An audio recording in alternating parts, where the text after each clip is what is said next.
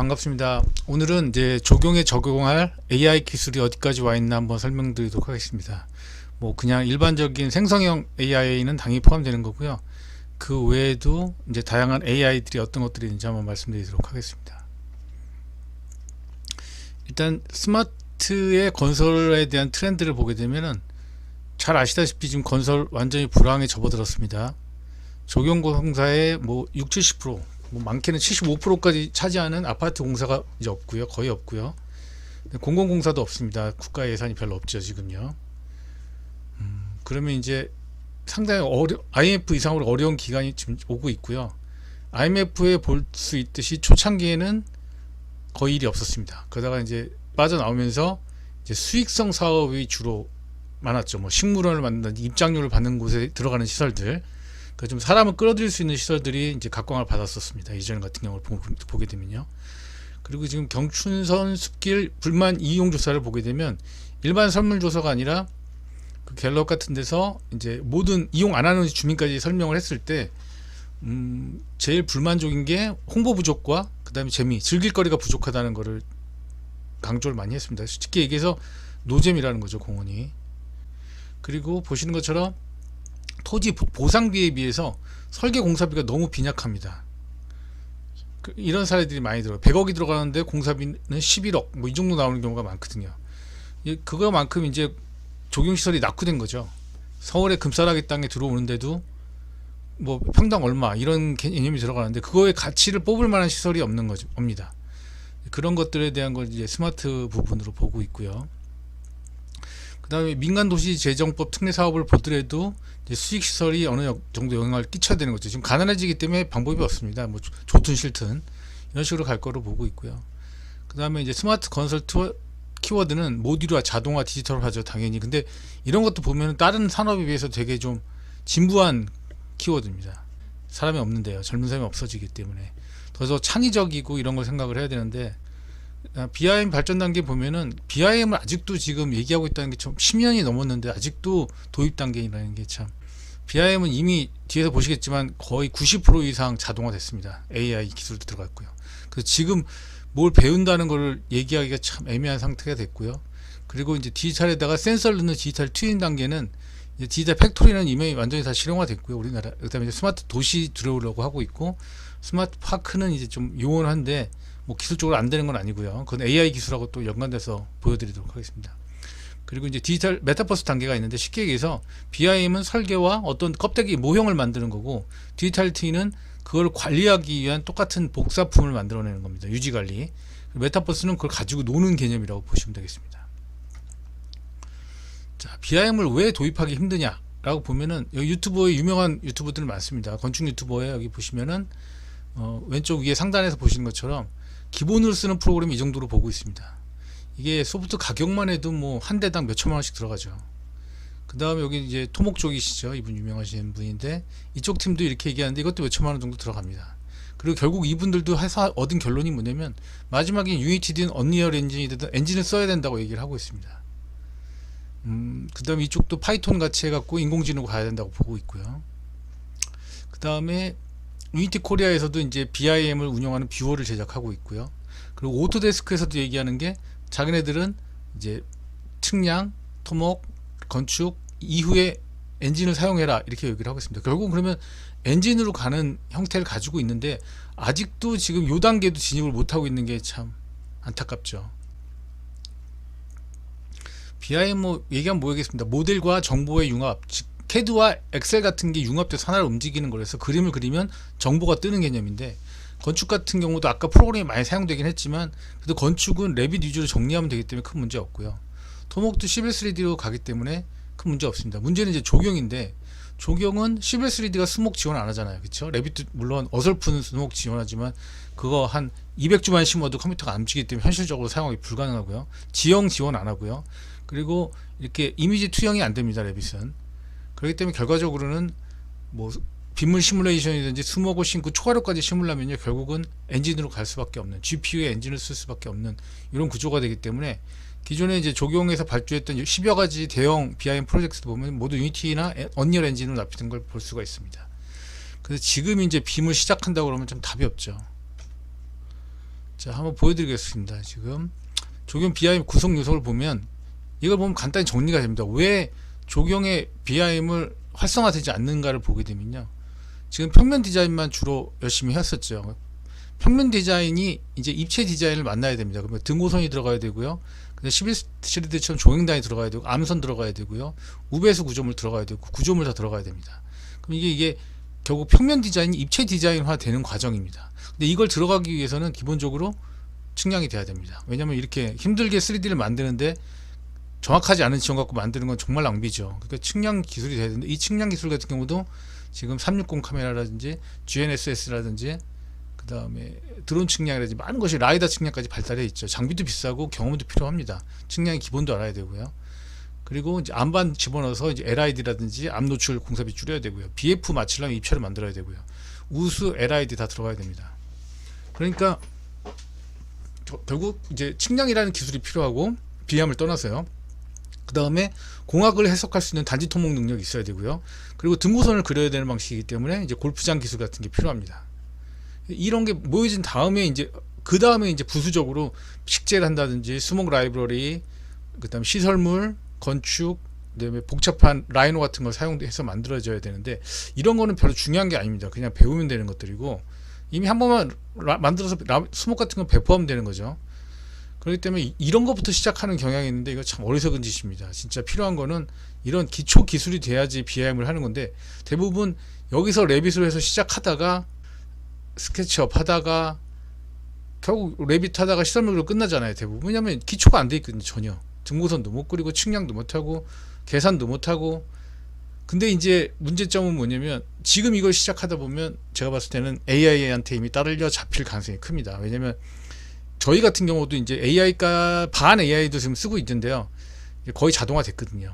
그러니까 이걸 배우기도 오래 걸리고 힘든데 배우고 올라와 봐야 이런 부분들은 다 거의 자동화된 영역의 가능성이 굉장히 큽니다. 그 다음에 이제 수량 뽑는 방식도 이미 다 자동화되어 있고요. 내역하고 연동하는 방법들, 뷰어 제작 이미 되어 있고요. 영상 만드는 루미온, 뭐 베가스, 뭐 이런 것도 편집은 다 되어 있고요. 컨텐츠 메타버스 기술까지 다 되어 있습니다. 이걸 빨리 하는 방법은 있겠죠. 분업화하는 방법. 외주 내는 건 별로 바람직하지 않습니다. 외주 내면은 그 사람들이 설명을 해주고 코드를 받아도 이해를 못하기 때문에 단계별로 밟아가지 않으면 안 되기 때문에 안 되고 이런 분야를 하려면은 이제 각 학교당 분배를 해서 이렇게 연구해서 올라오는 방법이 있는데 이제 문제는 이제 자기가 배운 기술을 얼만큼 오픈할 수 있느냐 그거의 문제죠. 대부분 이제 턴키나 이런 사무실 가보면은 딱 각자 자기 거는 자기가 챙기거든요. 그러면 융합이라는 게 이게 쉬운 게 아닙니다. 이게 다 알고 있는 사람이 하나 있어야 그걸 배서 오픈을 시키는데 서로 모르는 관계에서 이걸 열고 오픈하기가 쉽지 않고 이제 정확한 배분하기가 또 쉽지가 않습니다. 이게 너는 이걸 하고 누구하고 이게 쉽지 않죠. 그래서 결과적으로 제가 봤을 때는 이미 평면 디자인에서 이제 이 토공하는 부분을 등고선 디자인하는 방법 이런 부분들을 이제 일단 교체 익숙하게 해가는 게 시간이 빨라질 거고 현실성 있는 설계를 하는 겁니다. 그냥 평면인데 입체에 맞지 않는 설계가 아니라 등고선에 맞는 설계를 하는 이런 방식이 적합할 거라고 보이고 있습니다. 그리고 뭐 요즘 강의 보면은 기술은 조경은 기술이 아니다. 뭐 아이디어가 중요하고 뭐 상상력, 창의력이 중요하다고 하는데 그 참 정반대의 생각인 게 AI나 뭐 스마트 기업들 사장들 보면 대부분 기술자 출신이죠. 거의 90% 이상 기술자 출신입니다. 기술이 쌓이고 창의력은 기술에서 얻어지는 결과물이죠. 창의력 가지고 기술물을 절대 만들 수 없습니다. 내가 어떤 아이디어를 가지고 특허를 내려고 그래도요.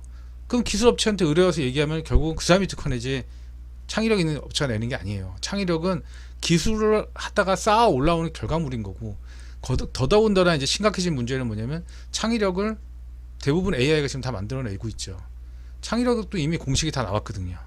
창의력은 어떻게 보면 기술의 제일 하단에 있는 그런 구조인데 이걸 너무 뭐 창의력이 최고인 것처럼 얘기를 해서 참 안타깝고 기술이 쌓이다 보면 융합하게 됩니다. 융합하게 되면 당연히 창의력은 나오게 되고요. 창의력의 기본 원리는 첫 번째가 AI 같은 기본 원리 같은 경우는 첫 번째 변형입니다. 어떤 디자인에 대해서 뭐 빨간 구를 파란 구로 한다든지 동그라미를 네모로 하는 변형이 있고요. 그 다음에 융합이 있습니다. A란 빨간 공과 파란 공을 합친다든지 우리가 뭐 여러 가지 섞어서 하잖아요. 그런 두 번째 창의가 있고 그다음에 퓨전 같이 한국 음식과 외국 음식을 섞는다든지 이렇게 융합이 두 번째 공식이고 이제 세 번째 공식이 이제 리버스죠. 역발상하는 겁니다. A라는 거를 전혀 반대되는 걸로 섞는 거예요. 그 뭐 근데 그렇게 돼서 이제 성공한 사례들이 굉장히 많죠. 역으로 디자인해갖고. 하이원 콜옵션 같은 경우에 패탄강의 새카만 산이었죠. 거기 식재를 해갖고 다 가렸는데 다 고사했죠. 집안이 안 좋기 때문에. 그래서 결국은 어떻게 했냐? 그 까만 배경에다가 나무를 아예 안 심어버리고 하이원이랑 마크를 넣어버렸습니다. 하얀색으로. 그랬더니 검은색과 흰게 대비가 되면서 랜드마크가 되는 거죠. 억지로 물을 이기려고 하는 것보다 그 본질에 오히려 접근하는 방식이 더 답일 수가 있거든요. 그래서 이제 유명 강의들 보면 다 우수 사례를 보게 되면 다 대부분 리버스죠. 역발상한 것들이 많습니다. 근데 그거를 이제 지금 챗 GPT가 다 해주고요. 저희가 접근한 건 뭐였냐면 이쪽에 큰 노고수가 있었습니다. 현장에요. 그리고 계곡 지역이었고요. 그래서 이쪽에다가 챗 GPT에다가 아이디를 요구했더니 뭐 3-4번 거쳐가지고 어떤 아이디어가 나왔고요. 그 컨셉을 달리 통해서 만들어냈고, 그 다음에 파이어플라이라든지 이리저니 같은 걸로 변형을 하면 이런 그림이 나옵니다. 그래서 저희가 이걸 이렇게 바꾼 겁니다. 자, 요거는 자동화 설계 방법인데, 요건 또 좀 뒤에서 설명드리고요. 약간 AI하고 자동화 설계는 좀 틀립니다. 그리고 요런 거 같은 경우도 저희가 이제 앱을 만들 때 요청한 거죠. 태권도 게임을 만들어야 되는데 배경 만들어줘. 전통으로 만들어 달라고 하고, 뭐 무슨 게임에 배경 만들어 달라고 하면 다 이렇게 만들어 줍니다. 뭐 딱히 창의력이 필요한 건 아닙니다. 어떻게 할지 융합이랑 아이디어 정도만 있으면 되는 거지. 이걸 기르려고, 이걸 또 빨리 해야 된다고 주장하는 사람도 있는데, 이거는 예전에 인터넷 검색사가 필요했었죠. 그것처럼 이건 뭐 돈 주고 검색하면 되는 거니까 이거에 시간 투자할 필요가 없어요. 지금은 AI 기술을 어떻게 코드를 이용을 해갖고 자동화하는 기술을 만드는 게 중요한 거지. 이용하는 거는 뭐 더 발전할 거 아니에요, 이제는. 그쵸? 이렇게 거치지도 않을 거예요, 아마 제가 봤을 때는. 이런 것들 한번 보여드렸고요. 그 다음에 이제 토공의 첫걸음은 등고선입니다. 그럼 말하면 우리도 등고선 그리고 있는데 얘기하지만, 실제로 보면 마운딩 지형은 경사되어 있는데 마운딩을 레벨로 그리죠. 이제 그렇게 되는 거고, 실제 마운딩을 그리고 등고선을 그리려면 이런 형태가 돼야 됩니다. 이게 이제 BIM으로 가는 첫 시발점인데, 물론 이것도 지금 자동화 됩니다. 왜 스팟점만 넣으면요, 컴퓨터가 계산해서 등고선을 개략 그려줍니다. 그러면은 약간 보정하는 건데, 지금 보정까지도 AI가 해주고 있습니다. 자동화까지 돼 있지만, 그게 없는 기술 상황에서는 이걸 넣을 줄 아는 것만 해도, 이제 이것만 가지고 와도 이제 현실하고 조정할 게 많이 줄어들지 않습니까? 그러니까 요 거리가 늘어나면 경사가 완만해질 거고요. 비탈 경사 다 알 수가 있습니다. 이렇게 하게 되면 이렇게 되어 있는 것들이고요. 이게 이제 저희가 프로그램을 쓴 겁니다. 아까 그 AI 순서를 보시게 되면 이제 컨셉 발견을 내고요, 프로그램으로 평면 만들어내고요, 이렇게 만들어졌죠. 그거를 이제 프로그램 넣어서 등고선 세팅해주고 물 경사, 수리 경사 넣어주는 겁니다. 등고선 n분의 1로 넣어주고요. 그리고 이렇게 입체 지형으로 만들어줍니다. 그리고 이렇게 렌더링하고 수목 자동화 식재 이미 되어 있습니다. 다. 이게 지금 저희가 다 공개하면 너무 충격적이긴 한데 거의 다 자동화 되어 있습니다. 그러니까 그게 왜 자동화가 가능한지를 한번 보여드리고 있다 하는데, 이런 사진을 보시게 되면은 이제 아시게 될 거예요.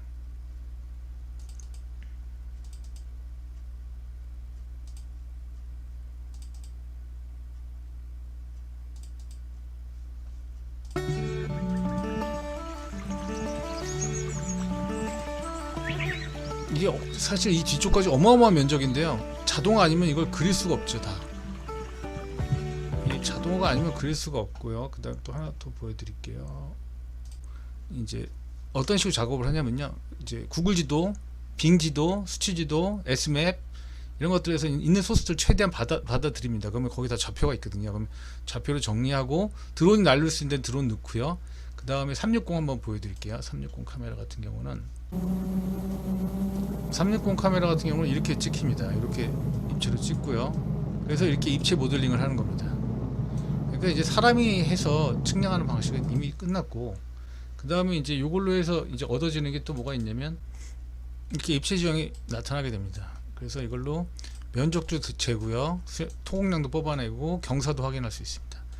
이런 식으로 이제 사실성 있는 설계를 하게 되는 거죠. 그리고 이제 360 측량, 드론 측량, GNSS 측량, 라이다 측량으로 세트로 나가게 되면 이제 이 숲속에 있는 길이라든지 어디가 훼손인지 다 알게 됩니다. 그래서 입체 지형을 했을 때 최대한 현실에 가깝게 해놓고 이제 설계를 하는 그런 방식이 되는 겁니다. 그리고 이제 간단하게 이거 수치지도, 이건 10년 전에 만든 프로그램인데, 이거 하나 사실 보시게 되면 수치도 받아가지고요, 컴퓨터가 이렇게 다 자동으로 정리를 합니다. 레이어별로 정리를 해서 건물 층고 데이터 가져와서 높이를 다 입체로 만듭니다. 이렇게 자동으로요. 그리고 항공사진 오버레이 시키고 입체 지형 이렇게 만들어냅니다. 사람이 설계하는 시대는 이미 지나간 시대고요. 이렇게 보시면 되겠습니다. 그래서 지금 얼마나 많겠습니까? 이게 10년 전이니 지금 텐서플로우 있어가지고 추가로 해놓은 부분들을 보게 되면 거의 다 자동화 돼 있죠. 근데 이런 걸 너무 오픈하게 되면 이제 학교 교육을 받는 의미도 별로 없잖아요. 지금 수학과 같은 경우가 그런 문제 생기잖아요. 수학 문제를 더 잘 푸니까 컴퓨터가 수학과가 존재의 의미가 잃어버리는 거죠. 지금 챗GPT의 IQ가 160 정도인데 한 다음에 출고되는 거에 IQ를 1600 정도로 보고 있습니다. 그러면은 우리가 지금 앞으로 해야 될 거는 뭐냐면 AI에 잡혀버릴 기술들을 배우면 안 되죠. 그거 외에 응용하는 기술들을 배우는 게 더 중요하고 이렇게 되는 겁니다. 예전에는 측량하는 사람, 도면 치는 사람, 수량 내역 다 따로따로 했죠. 조감도 납품해서 피드백 하려면 비용도 많이 들고 변경하기도 어려웠는데 지금은 현장 조사와 동시에 디자인해서 공사비 다 뽑고 디지털 트윈의 메타버스까지 만들어내는 앱까지 만들고요. 이런 형태의 교육 형태가 바뀌어야 되고 이런 거를 이제 AI가 도와주기 때문에 너무 손쉽게 만들 수가 있는 겁니다. GPS 측량, 드론 측량 이런 게 있겠죠. 그러려면 옛날처럼 하나를 깊이 하는 게 아니라 여러 가지를 얕지만 그 근본 원리를 이해하면서 공부하고 융합할 수 있는 능력이 필요한 겁니다. 그리고 그걸 도와주는 건 자동화 설계하고 AI가 되는 거죠. 그래서 옛날에 이렇게 진부하게 이렇게 납품했다 그러면 그 준공식 했다 그러면 지금은 이렇게 안내판도 입체로 만들고 앱도 만들어주고 메타버스도 만들어주고 이런 형태가 되는 겁니다. 그래서 이런 것들이 이미 이제 자동화로 재미를 많이 봤죠. 저희는 이제 다 자동화 해갖고 넓은 면적을 일단 다 커버하기 때문에 택지가 될 수도 있고요. 이게 경기도에 있는 시 전체를 다 뜬 겁니다. 이렇게. 그리고 이제 해외 사례를 보게 되는 건데 첫 번째 AI는 이거예요. 아까 같이 생성형 AI를 이용해 갖고 어떤 아이디어나 이미지나 작곡이나 이런 거 이용하는 법. 그러면 기성품이기 때문에 이건 뭐 별건 아니고 두 번째가 이제 이게 이제 비전 센서 방식입니다. 이제 비전 센서는 뭐냐면 예전 같은 경우는 이렇게 이게 지금 경춘선에 화랑대 공원에 있는 거죠. 인기 많은 시설입니다. 야간이 되면 애들이 이렇게 내려오는 걸 게임처럼 운동하면서 스포츠처럼 게임을 하는 건데 이거는 보시는 것처럼 라이다를 가지고 작업을 했는데 요즘에 이제 중국 시설들 보면 다 AI로 바뀌었습니다. 이게 뭐냐면 라이다는 여기다 사람이 쳤을 때 여기 포인트를 얘가 좌표로 인식해서 게임에 적용되는 방식인데 AI 센서 같은 경우는 사람들의 움직임, 표정, 손가락 모양까지 다 읽어드립니다. 그래서 이렇게 달리면서 야외에서 운동을 할 수 있게끔 이렇게 만드는 이런 시설들이고요. 한번 보여드릴게요. 여기 운동하는 시설들이 전부 다 AI가 보고 있죠. 그래서 이렇게 게임하고 연동되게끔 이렇게 하고 턱걸이를 하게 되면 이게 몇 개를 운동했는지 다 체크가 됩니다. 점프를 했을 때 얼만큼 뛰었는지 뛰는 거리 이거 다 AI로 체크하고 있고요. 이걸 다 소리가 납니다. 음악이 소리가 나게끔 이렇게 만들어 이런 식입니다. 이렇게 보시면 달렸을 때 이렇게 운동이 되게끔 이렇게 만들었습니다. 그리고 이런 걸 이제 만드는 과정들을 보면 중국은 한 200명 정도 되는 조경팀하고 서버 만드는 사람, 코딩하는 사람 그걸 국가에서 운영하고 있습니다. 이런 식으로 조경을 밀어줘서 조경을 실제로 IT 기술이 나왔을 때 일반인들이 공원에서 실험해보는 이런 조경을 그러니까 어떻게 보면은 IT의 천병 역할을 하게끔 이렇게 하고 있습니다. 근데 우리는 그냥 진부한 방식으로만 가고 있죠. 그러니까 이제 없어질 수 없는 항목이 돼버린 거예요. 조경에서 IT에서 제일 각광받는 항목이 된 건데 그래서 이런 공원들이 지금 중국에 50여 개가 있습니다. 다 체험하고 게임하게끔 이렇게 되어 있습니다. 앱으로 활동하게. 그리고 야외에서 코드도 배우고 코딩도 배우고요. 저희도 이제 이걸 뒤늦지만 이제 모션 인식 기능을 한 2달 전부터 공부를 했습니다. 그래서 이제 모션 인식 기능 같은 경우는 저희도 이제 텐서플로우를 사용했고요. 다 코드로 작동을 합니다. 그리고 파이썬 사용했고요. 그래서 이 카메라가 이 사람 움직임을 다 기억하고 입력을 하고 있는 빅데이터를 다운받았습니다. 그래서 누가 움직이든지 움직임을 체크를 해서 이거를 메타버스라든지 게임하고 연동하는 방식입니다. 그래서 이제 그 뼈의 움직임을 얘가 반응하게 했는데 저희가 지금 제작한 지 한 2개월밖에 안 돼가지고 아직 이제 익숙하지는 못합니다. 그래갖고 이렇게 하는 방법들. 콜라이더 방식이죠. 트리거 설치해가지고 좌표가 다 여기 뜨고 있습니다. 이렇게 이것도 마찬가지로 BIM 공간을 체험하는 테스트 수준이고 운동 게임 만들고 있고요. 자동차 조종입니다. 뭐 할 수 있는 건 무궁무진하게 많을 걸로 보고 있습니다. 근데 일단 저희도 약간 여러 가지 공부하고 있고 또 요즘에 만들고 있는 게 또 많아가지고요. 이제 게임에서 들어와 있는 캐릭터들이 그 인공지능을 갖고 있습니다. 자기가 살아있다고 생각하는 거죠. 어떻게 보면요. 그래서 저희가 보시게 되면은 여기 아직은 이제 유치한 단계인데 이게 이제 AI가 들어있는 겁니다. 그래서 얘가 실제로 게임을 하면서 영어 회화도 하고 대화도 하고 말도 알아듣고 이제 이런 식으로 지금 게임이 다 가고 있죠. 그래서 게임 안에서 이제 체험을 하는 그런 것들이 되고 있고요. 그다음에 이게 전통에 들어갔을 때도 이제 저 어떤 지역에 있을 때 첼칠라에 맞출 줄로 벼슬아치미께서 일하는 부실 아치에 속하는 직급이다. 뭐 이런 식으로 되는 것도 있고요. 그다음에 이제 공룡이나 새 이런 캐릭터들에다가 AI를 집어넣습니다. 그럼 이제 어떤 일이 일어나냐면 이렇게 자기가 육식 동물인 것처럼 행동을 합니다. 고기를 좋아하고 뭐 이런 식으로 움직이는 거죠. 사냥도 다니고. 그래서 지금 이제 NPC들이 엄청나게 발전하고 있습니다. 자, 그래서 이제 조경에 적응하는 이제 AI를 한번 정리해서 말씀을 드리면 아까 말씀드린 생성형 AI가 있습니다. 비전 센서를 이용하는 카메라 방식, 그 다음에 자동화 방식, 설계 자동화는 BIM 자동화 방식이 있고요. 그 다음에 캐릭터 안에 들어가는 NPC 방식이 있습니다. 그래서 이 네 가지가 지금 이제 실험 단계는 좀 지나갔고 이제 중국 같은 경우는 활성화 단계죠. 저희도 지금 도입하고 있고요.